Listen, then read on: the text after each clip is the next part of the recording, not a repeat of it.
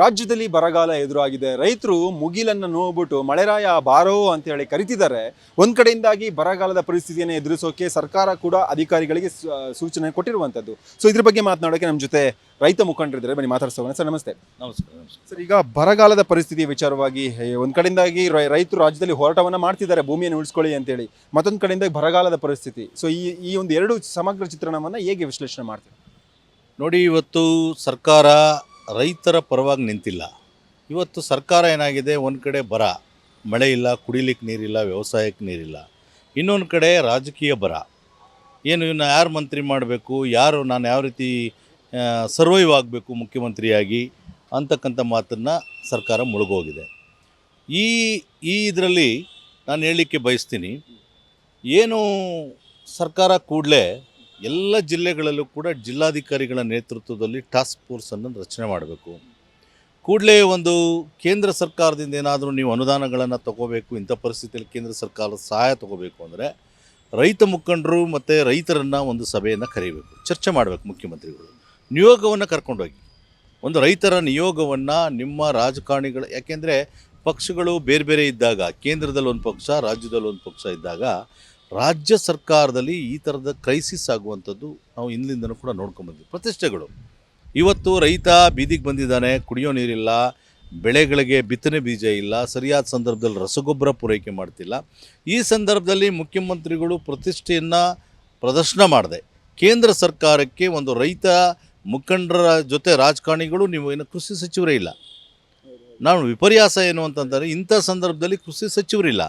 ನೀವು ನಿಮ್ಮ ರಾಜಕೀಯ ಬರವನ್ನು ನೀಗಿಸುವ ನೆಪದಲ್ಲಿ ರೈತ ಈ ಬರದ ಛಾಯೆಯಲ್ಲಿ ಏನು ಆತ್ಮಹತ್ಯೆ ಮಾಡ್ಕೊಳ್ಳಿಕ್ಕೆ ಕೊಡ್ತಾ ಇದ್ದಾನಲ್ಲ, ಇದನ್ನು ತಪ್ಪಿಸ್ಬೇಕು. ಮತ್ತು ಕುಡಿಯೋ ನೀರು ನೋಡಿ, ನಾವು ಇದೇ ವಿಚಾರಕ್ಕೆ ನಾನು ಪದೇ ಪದೇ ಹೇಳ್ತಿರ್ತೀನಿ. ಮುಖ್ಯಮಂತ್ರಿಗಳು ಏನು ಪಾದಯಾತ್ರೆಯನ್ನು ಮಾಡಿ ಸರ್ಕಾರಕ್ಕೆ ಬಂದು ಅಧಿಕಾರಕ್ಕೆ ಬಂದು ಇವತ್ತು ಮುಖ್ಯಮಂತ್ರಿ ಆಗಿದ್ದಾರೆ. ಏನು ಮೇಕೆದಾಟು ಅಣೆಕಟ್ಟನ್ನು ಕಟ್ತೀನಿ ಅಂತಂತೇಳಿ ಅಧಿಕಾರಕ್ಕೆ ಬಂದ ಮೇಲೆ ಮೇಕೆದಾಟು ಅಣೆಕಟ್ಟಿನ ಸುದ್ದಿಗಳೇ ಇಲ್ಲ. ಇದು ಆಗಬಾರ್ದು. ಮತ್ತು ಇವತ್ತು ಬರ ಬಂದಿದೆ, ಮಳೆ ಆಗ್ತಿಲ್ಲ, ನಿಜ, ಎಲ್ಲವೂ ಕೂಡ ಪ್ರಕೃತಿ ವಿಕೋಪ. ಇದು ಏನು ಮಾಡಬೇಕು, ಮುಂಜಾಗ್ರತಾ ಕ್ರಮವಾಗಿ ಸುಮಾರು 6 ತಿಂಗಳುಗಳ ಮೊದಲೇ ಈ ಸರ್ಕಾರ ಸಜ್ಜಾಗಬೇಕಾಗಿತ್ತು. ಹಿಂದೆ ಹಲವಾರು ವರ್ಷಗಳ ಕಾಲ ನಾವು ನೋಡಿದ್ದೀವಿ, ಏನು ಯುದ್ಧ ಕಾಲದಲ್ಲಿ ಶಸ್ತ್ರಾಭ್ಯಾಸ. ಈಗ ಮಳೆ ಬರಲಿಲ್ಲ, ಈಗ ನಾನು ಏನು ಮಾಡಬೇಕು ಅಂತಕ್ಕಂಥದ್ದು ಅಲ್ಲ. ಕೂಡಲೇ ಕೃಷಿ ಸಚಿವರನ್ನು ನೇಮಕ ಮಾಡಬೇಕು. ಮತ್ತು ಈ ರೈತರ ಏನು ಇವತ್ತು ಬೆಳೆ ಸಾಲಗಳಿದೆಯಲ್ಲ, ಕೂಡಲೇ ಮನ್ನಾ ಮಾಡಬೇಕು. ನಾನು ರಾಜ್ಯ ಸರ್ಕಾರಕ್ಕೆ ಒತ್ತಾಯ ಮಾಡ್ತೀನಿ, ಆಗ್ರಹ ಮಾಡ್ತಾಯಿದ್ದೀನಿ.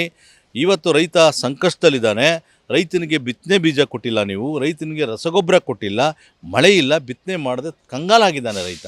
ಇಂಥ ಸಂದರ್ಭದಲ್ಲಿ ರೈತರ ಪರವಾಗಿ ಬರಬೇಕಾದಂಥ ಸರ್ಕಾರ ಕೂಡಲೇ ಬೆಳೆ ಸಾಲವನ್ನು ಸಂಪೂರ್ಣವಾಗಿ ಮನ್ನಾ ಮಾಡಬೇಕು. ಮತ್ತು ಮುಂದಿನ ಎಲ್ಲ ರೈತ ಪರವಾದಂಥ, ರೈತರಿಗೆ ಅನುಕೂಲವಾಗುವಂಥ ಮತ್ತು ಬೆಳೆ ವಿಮೆ ಏನಿದೆಯಲ್ಲ, ಆ ಬೆಳೆ ವಿಮೆ ಹಣವನ್ನು ಸಂಪೂರ್ಣವಾಗಿ ಅವ್ರ ಖಾತೆಗೆ ಹಾಕಬೇಕು. ಇದನ್ನು ನನ್ನ ರಾಜ್ಯ ಸರ್ಕಾರಕ್ಕೆ ನಾನು ಒತ್ತಾಯ ಮಾಡ್ತೀನಿ. ಸರ್, ಈಗ ಮಳೆ ಬರಲಿಲ್ಲ ಅಂದರೆ ರೈತರು ಆತ್ಮಹತ್ಯೆಯನ್ನು ಮಾಡ್ಕೊಳ್ತಿದ್ದಾರೆ. ನೀವು ಈಗ ಹೇಳಿದ್ರಿ ಸಾಲ ಮನ್ನಾ ಮಾಡಬೇಕು, ರೈತರ ಸಚಿವರ ನೇಮಕ ಆಗಬೇಕು ಅಂತೇಳಿ. ಒಂದು ಕಡೆಯಿಂದಾಗಿ ಎಲ್ಲೋ ರಾಜ್ಯ ಸರ್ಕಾರ ರಾಜಕೀಯ ಸಮಾರಂಭದಲ್ಲಿ ಅಥವಾ ಒಂದಿಷ್ಟು ಬಿಡದಿ ಟೌನ್ಶಿಪ್ ವಿಚಾರವಾಗಿ ತಲೆ ಕೆಡಿಸ್ಕೊಂಡಿದೆ, ಆದರೆ ರೈತರ ಬಗ್ಗೆ ವಾಸ್ತವದಲ್ಲಿ ತಲೆ ಕೆಡಿಸ್ಕೊಂಡಿಲ್ಲ ಅಂತ ನಿಮ್ಗೆ ಅನಿಸುತ್ತಾ? ನೋಡಿ, ಈಗಾಗಲೇ ಎಲ್ರಿಗೂ ಗೊತ್ತಿರುವಂಥ ವಿಚಾರ, ಈ ಸರ್ಕಾರದಲ್ಲಿ ದುಡ್ಡಿಲ್ಲ. ಏನು ಭಾಗ್ಯಗಳನ್ನು, ಎಲ್ಲ ದರಿದ್ರ ಭಾಗ್ಯಗಳನ್ನು ಕೊಟ್ಟು ಸರ್ಕಾರ ಪಾಪರಾಗಿದೆ. ಆದ್ರೂ ಕೂಡ ಮಂಡುತನವನ್ನು ಪ್ರದರ್ಶನ ಮಾಡಿ ಬಿಡದಿ ಟೌನ್ಶಿಪ್ ಯೋಜನೆಯನ್ನು ಜಾರಿಗೆ ತರಬೇಕು ಅಂತೇಳಿ ಮುಖ್ಯಮಂತ್ರಿಗಳು ಅಟಕ್ಕೆ ಬಿದ್ದಿದ್ದಾರೆ, ರೈತರ ಜೊತೆ ಅಟಕ್ಕೆ ಬಿದ್ದಿದ್ದಾರೆ. ನಾನು ಈಗಾಗಲೇ ಹೇಳ್ತೀನಿ, ಕಾಂಗ್ರೆಸ್ ವರ್ಸಸ್ JDSನ ಹೋರಾಟ ಆಗಬಾರ್ದು. ಅಲ್ಲಿನ ರೈತರ ಬದುಕು, ರೈತ ವರ್ಸಸ್ ಸರ್ಕಾರ ಆಗಬೇಕು ಅಂತಂತೇಳಿ ನಾವು ಈಗಾಗಲೇ ಚಿಂತನೆ ಮಾಡಿದ್ದೇವೆ. ಈ ಹೋರಾಟವನ್ನು 1.5 ವರ್ಷಗಳಿಂದನೂ ಕೂಡ ರೈತರ ಜೊತೆ ಕೂತು ನಾವೆಲ್ಲರೂ ಕೂಡ ಕರ್ನಾಟಕ ರಾಜ್ಯ ರೈತ ಸಂಘ, ಸಂಯುಕ್ತ ಹೋರಾಟ, ಹಲವಾರು ಸಂಘಟನೆಗಳು ನಾವು ಜೊತೆಯಲ್ಲಿ ನಿಂತಿದ್ದೇವೆ. ಹಾಗಾಗಿ ಇವತ್ತು ನಾನು ಮುಖ್ಯಮಂತ್ರಿಗಳಲ್ಲಿ ಹಣ ಇಲ್ಲದೇ ಇದ್ದರೂ ಕೂಡ ತರಾತುರಿನಲ್ಲಿ ಒಂದು 20-30 ಜನಕ್ಕೆ ಚೆಕ್ ಕೊಟ್ಟು ನಾನೆಲ್ಲ ಒಂದು ಕಡೆ ನೋಡ್ತಿದ್ದೆ, ಯಾರೋ ಒಂದು ಹೇಳ್ತಿದ್ರು, ಸೋಷಿಯಲ್ ಮೀಡಿಯಾದಲ್ಲೆಲ್ಲ ನೋಡ್ತಿದ್ರು. ಆ ರೈತರಿಗೆ 30 ದಿವಸ ಈ ಚೆಕ್ಕನ್ನು 30 ದಿನ 40 ದಿವಸ ಹಾಕಬಾರ್ದು ಅಂತಂತೇಳಿ ಒಂದು ಬಾಂಡ್ ಪೇಪರ್ನಲ್ಲಿ ಬರೆಸ್ಕೊಂಡು ಕೊಟ್ಟಿರ್ತಕ್ಕಂಥ ಚೆಕ್ಕು ಅಂತ. ಅದೆಷ್ಟು ಸತ್ಯಾಸತ್ಯತೆ ಅದನ್ನು ನೀವು ತನಿಖೆ ಮಾಡಬೇಕು. ಮತ್ತು ಸರ್ಕಾರ ಪ್ರತಿ ಹಂತದಲ್ಲೂ ಕೂಡ ಇದು ಯಾಕೆ ಇಷ್ಟೊಂದು ಪ್ರತಿಷ್ಠೆಯನ್ನು ಒಂದು ಡ್ಯಾಮ್ ಕಟ್ಟಕ್ಕೆ ಈ ಪ್ರತಿಷ್ಠೆಯನ್ನು ತಗೊಳ್ಳಿ, ಮೇಕೆದಾಟು ಅಣೆಕಟ್ಟನ್ನು ಕಟ್ಟಲಿಕ್ಕೆ ಈ ಪ್ರತಿಷ್ಠೆಯನ್ನು ತಗೊಳ್ಳಿ ಮುಖ್ಯಮಂತ್ರಿಗಳು. ಹಿಂದೆ ನಾಲ್ವಡಿ ಕೃಷ್ಣರಾಜ ಒಡೆಯರು KRS ಕಟ್ಟಿದ್ರು, ಅವ್ರ ಹೆಸರನ್ನ ಈಗೂ ಯಾಕೆ ನಾವು ಹೇಳ್ತೀವಿ? ಅದು ಮೈಲಿಗಲ್ಲು, ಸಾಕ್ಷಿಗುಡ್ಡೆ. ಡಿ ಕೆ ಶಿವಕುಮಾರ್ ಅವ್ರಿಗೆ ನಾನು ಹೇಳಲಿಕ್ಕೆ ಬಯಸ್ತೀನಿ, ಪ್ರತಿ ಸರಿನೂ ನೀವು ಭಾಷಣದಲ್ಲಿ ಹೇಳ್ತಿರೋದು ಸಾಕ್ಷಿಗುಡ್ಡೆ ಅಂತಂತೇಳಿ. ಕಲ್ಲನ್ನು ಒಡೆದು ಪರಿಸರ ನಾಶ ಮಾಡೋದು ಸಾಕ್ಷಿಗುಡ್ಡೆನಾ? ಬಿಡದಿ ಭಾಗದ ಜನರ 10 ಲಕ್ಷ ಮರಗಳನ್ನು ಕಡಿದು ಪರಿಸರವನ್ನು ನಾಶ ಮಾಡೋದು ಸಾಕ್ಷಿಗುಡ್ಡೆನಾ? ಅಲ್ಲ. ಮೇಕೆದಾಟು ಅಣೆಕಟ್ಟನ್ನು ಕಟ್ಟಿ ಅದು ಸಾಕ್ಷಿಗುಡ್ಡೆ. ಮುಂದಿನ ಪೀಳಿಗೆ ನಿಮ್ಮನ್ನು ನೆನೆಸ್ಕೋಬೇಕು. ಕುಡಿಯೋ ನೀರು ಏನಾದರೂ ಇದೇ ಪರಿಸ್ಥಿತಿ ಇನ್ನು 2 ತಿಂಗಳು 3 ತಿಂಗಳು ಏನಾದರೂ ನಿಮ್ಗೇನಾದರೂ ಇದೇ ರೀತಿ ಮಳೆ ಬರಲಿಲ್ಲ ಅಂತ ಬೆಂಗಳೂರು ಜನ ಯಾವ ನೀರು ಕುಡಿತೀರಿ? ಈಗಾಗಲೇ ಬೆಂಗಳೂರು ಜನ ಕಾವೇರಿ ನದಿಯ ಡೆಡ್ ಸ್ಟೋರೇಜ್ ಇವಾಗ ಇರ್ತಕ್ಕಂಥದ್ದು ಮೇಕೆದಾಟಲ್ಲಿ. ಇನ್ನೊಂದು 15-20 ದಿನಗಳ ಕಾಲ ಮಾತ್ರ ಬೆಂಗಳೂರಿಗೆ ಕುಡಿಲಿಕ್ಕೆ ನೀರು ಕೊಡಲಿಕ್ಕಾಗ್ತದೆ. ಇಲ್ಲ ನಂತರದ ಗಂಭೀರವಾದಂಥ ಪರಿಸ್ಥಿತಿ ಕರೋನಾ ಸಂದರ್ಭದಲ್ಲಿ ಆಯ್ತಲ್ಲ, ನೀವೆಲ್ಲ ಬಿಟ್ಟು ಬೆಂಗಳೂರು ಸಿಟಿ ಇರ್ತಕ್ಕಂಥ ಸಿಟಿನವರೆಲ್ಲ ಹಳ್ಳಿಗಳಿಗೆ ಹೋಗ್ಬೇಕಾಗುತ್ತೆ. ಹಳ್ಳಿನೆಲ್ಲ ಅಲ್ಪ ಸ್ವಲ್ಪ ಬೋರ್ ಹಾಕ್ಕೊಂಡು ಅದು ಇದು ಏನೋ ಒಂದು ಸ್ವಲ್ಪ ಇದೆ.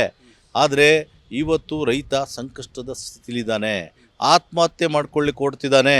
ಸರ್ಕಾರ ಗಂಭೀರವಾಗಿ ಪರಿಗಣಿಸಬೇಕು. ಮುಖ್ಯಮಂತ್ರಿಗಳು, ನೀವು ನಿಮ್ಮ ಸಚಿವ ಸಂಪುಟವನ್ನು ವಿಸ್ತರಣೆ ಮಾಡೋದರ ಕಾಲ ಕಳೀತಿದ್ದೀರಿ. ಇನ್ನೂ ಕೃಷಿ ಸಚಿವರಿಲ್ಲ, ಮತ್ತು ಎಲ್ಲ ಜಿಲ್ಲಾಧಿಕಾರಿ ಇನ್ನೂ ಕೂಡ ನಿಮ್ಮ ಹಿಡಿತಕ್ಕೆ ಸಿಕ್ಕಲಿಲ್ಲ.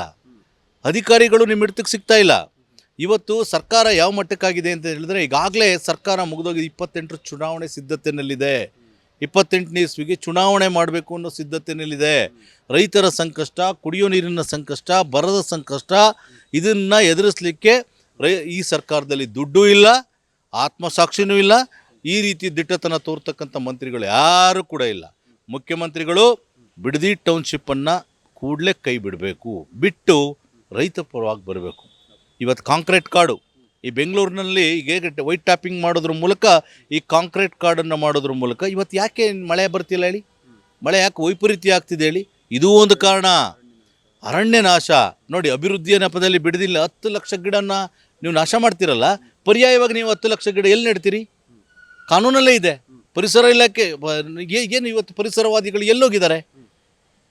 ಸೋ ಕಾಲ್ಡ್ ಚಿಂತಕರು ಅಂತ ಹೇಳ್ತಾರಲ್ಲ, ಅವರೆಲ್ಲ ಎಲ್ಲೋಗಿದ್ದಾರೆ? ಇವತ್ತು ಬಿಡದಿ ರೈತ ಆತ್ಮಹತ್ಯೆ ಮಾಡಿಕೊಳ್ಳುವಂಥ ಪರಿಸ್ಥಿತಿ. ಬಿಡದಿಯ ಹೋರಾಟ ಜುಲೈ ತಿಂಗಳಲ್ಲಿ ಏನು ನಿಮ್ಮ ಸದನ ನಡೀತದಲ್ಲ, ಜುಲೈ ತಿಂಗಳಲ್ಲಿ ಸೆಷನ್ ನಡೀತದಲ್ಲ, ಆ ಸಂದರ್ಭದಲ್ಲಿ ಸಂಯುಕ್ತ ಹೋರಾಟ ಕರ್ನಾಟಕ ರಾಜ್ಯ ರೈತ ಸಂಘ ಕಂಡು ಕೇಳರಿಯದ ಹೋರಾಟವನ್ನು ಮಾಡಲಿಕ್ಕೆ ಸಿದ್ಧತೆನ ಈಗಾಗಲೇ ನಾವು ಮಾಡ್ಕೋತಿದ್ದೀವಿ. ಮುಖ್ಯಮಂತ್ರಿಗಳು ನಿಮ್ಮ ಅಧಿವೇಶನ ಸ್ಟಾರ್ಟ್ ಆಗೋದ್ರ ಮೊದಲು ನಿಮ್ಮ ಬಿಡದಿ ಪ್ರಾಜೆಕ್ಟನ್ನು ಕೈ ಬಿಟ್ಟಿದ್ದೀವಿ ಅಂತಂತೇಳಿ ಘೋಷಣೆ ಮಾಡಬೇಕು. ಮತ್ತು ಬರಗಾಲ ಇವತ್ತು ಕುಡಿಯೋ ನೀರಿನ ಬಗ್ಗೆ ಗಮನವನ್ನು ಕೊಡಬೇಕು. ರೈತ ಪರವಾದಂಥ ಜನಪರವಾದಂಥ ಸರ್ಕಾರ ಆಗಬೇಕು ಅಂತಂತೇಳಿ ನಿಮ್ಮ ಮಾಧ್ಯಮದ ಮೂಲಕ ನಾನು ಮುಖ್ಯಮಂತ್ರಿಗಳಿಗೆ ವಿನಂತಿ ಮಾಡ್ಕೊಳ್ತೀನಿ. ಇದಿಷ್ಟು ರೈತ ಮುಖಂಡರು ಹೇಳ್ತಿರುವಂಥ ಮಾತು. ಕರ್ನಾಟಕ ರಾಜ್ಯದ ಹಳ್ಳಿಯಿಂದ ಹಿಡಿದು ಬೆಂಗಳೂರಿನ ಗಲ್ಲಿಯವರೆಗೂ ಕೂಡ ಬರದ ಪರಿಸ್ಥಿತಿ ಬರುತ್ತೆ. ಪ್ರತಿಪಕ್ಷಗಳ ಬಗ್ಗೆ ಒತ್ತಡವನ್ನು ಹೇರದೆ, ರಾಜಕೀಯ ಮಾಡದೆ ರೈತರ ಪರವಾಗಿ ಚಿಂತನೆ ನಡೆಸಬೇಕು ಅನ್ನುವಂಥ ನಿಟ್ಟಿನಲ್ಲಿ ರೈತ ಮುಖಂಡರು ಮನವಿಯನ್ನು ಮಾಡ್ಕೊಳ್ತಿರುವಂಥದ್ದು. ಕ್ಯಾಮ್ರಾ ಪರ್ಸನ್ ಹರಿ ಜೊತೆ ನಾನು ಅಥರ್ವಜನ್, PNS ವಿಸ್ತಾರ ನ್ಯೂಸ್, ಬೆಂಗಳೂರು.